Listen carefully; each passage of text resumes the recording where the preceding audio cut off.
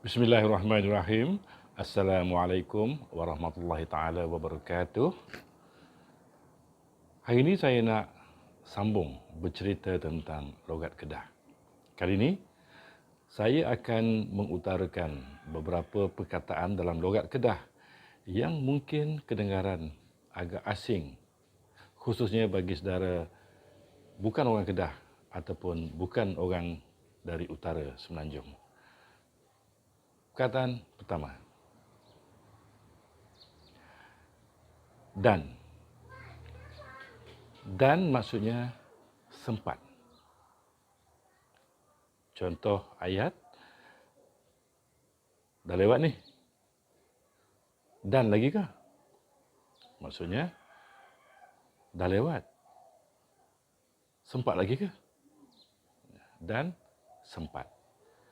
Kalau tak dan, tak sempat. Rasa tak dan dah ni. Rasanya dah tak sempat ni. Tak dan, tak sempat. Tapi kalau tak dan, itu maksud lain pula. Tak dan maksudnya tak menyempat-nyempat. Contohnya, hang ni tak dan. Tunggulah aku sudah makan dulu.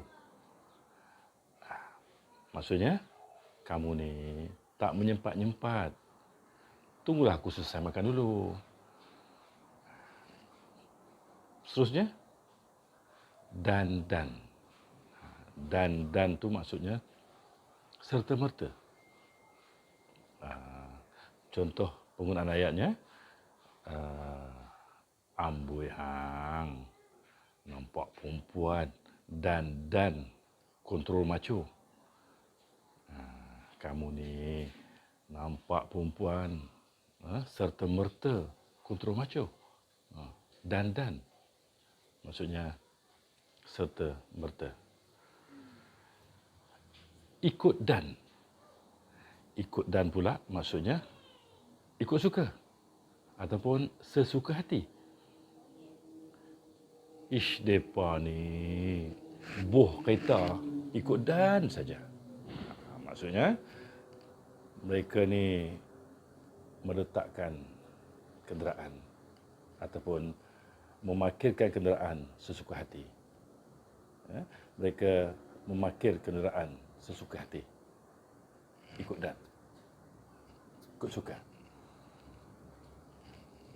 Seterusnya, perkataan dua. Dua di sini maksudnya bukan nombor dua, tapi dua bermaksud dengan ataupun dan. Orang Kedah zaman dulu jarang gunakan perkataan dengan ataupun dan. Sebaliknya, mereka menggunakan perkataan dua. Contohnya, esok hang nak pergi makan kenduri tu dua siapa? Maksudnya, esok kamu nak ke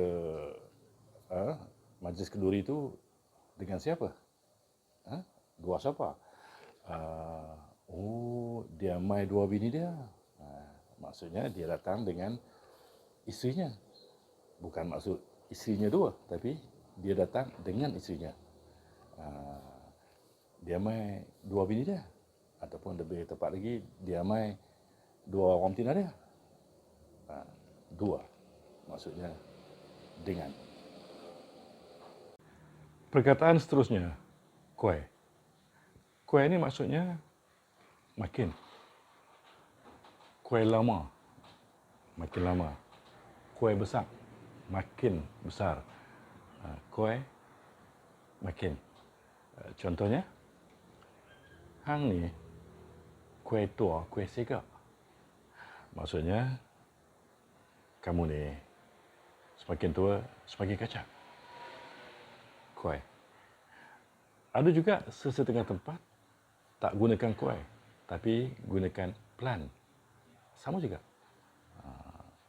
Hang ni pelan tua, pelan segak. Sama juga maknanya, kamu ni semakin tua, semakin kacak. Pelan. Kalau kuai-kuai pula, maksudnya pelan-pelan.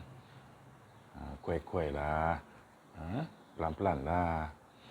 Contohnya, hang ni bila nak nikah? Kuai-kuai lah Pak Long. Maksudnya, kamu ni bila nak nikah? Pelan-pelan lah Pak Long. Kuai-kuai. Pelan-pelan. Tapi kalau disebut tanah kuai, lain pula maksudnya. Bukan tanah pelan, tapi maksudnya tanah yang keras. Tanah kuai ni tanah yang keras. Maksudnya kalau jatuh mutu, jatuh atas tanah kuai, tu dia. Habis lutut. Maksudnya kalau jatuh atas tanah yang keras, habis lutut.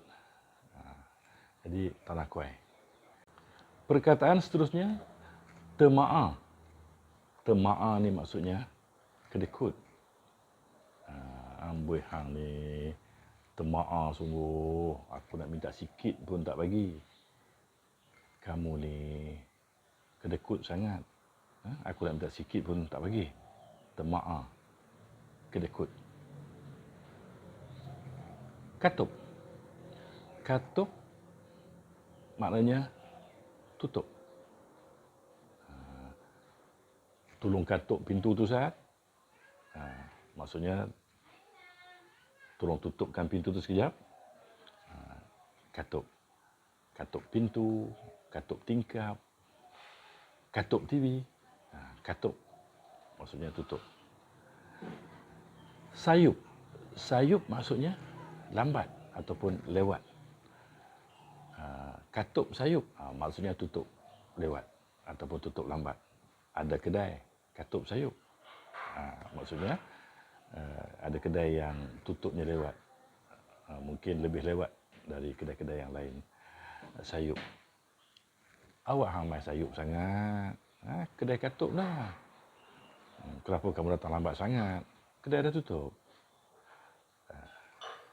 Sayup. Maksudnya lambat. Bah. Bah maksudnya banjir. Orang Kedah tak kata banjir tu banjak. Tapi orang Kedah kata bah. Lah ni musim hujan.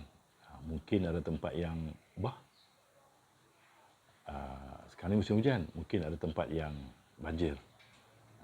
Bah maksudnya banjir.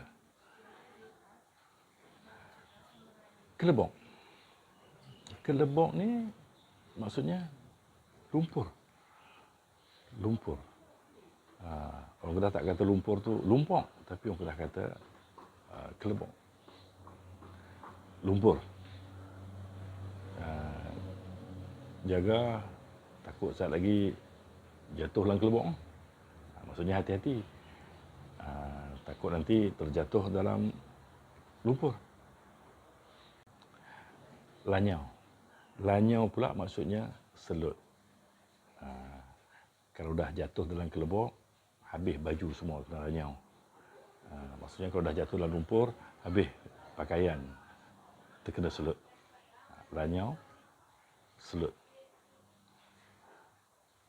Lintang. Lintang. Yang ni pun ramai juga orang silap.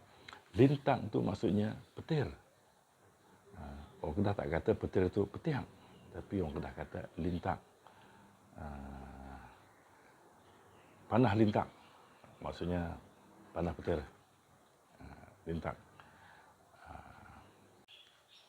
Tekoh-tekoh. Tekoh-tekoh ni maksudnya kadang-kadang. Contohnya,